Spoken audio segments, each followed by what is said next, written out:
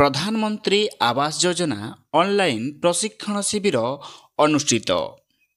सूचना अनुଯାयी प्रधानमंत्री आवास योजना रे जेपरि समस्त योग्य हिताधिकारी सामिल होई पारिबे एवं समस्तଙ୍କ कच्चा घर को प्रधानमंत्री आवास योजना माध्यम रे किपरि पक्का घर रे परिणत हेबो एवं हिताधिकारी निजे निज पई किपरि ऑनलाइन करि पारिबे से नै आज जमनकिरा ब्लॉक अंतर्गत टिकिबा ग्राम पंचायत रो राजीव भवन टारे एक प्रशिक्षण शिविर अनुष्ठित होई जाइछि।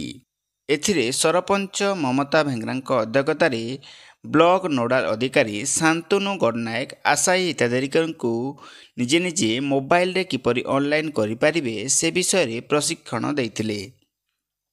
एही शिविर रे एडीईओ हरप्रसाद साहू, पीईओ धर्मेंद्र नाथ, जोगाण सहायक मार्टिना नायक समेत पंचायत शताधिक हिताधिकारी सामिल होइथिले।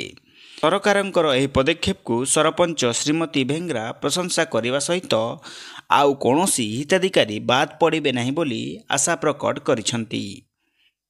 जमनकिरारू हेमंत भैंसा रिपोर्ट, संध्या न्यूज।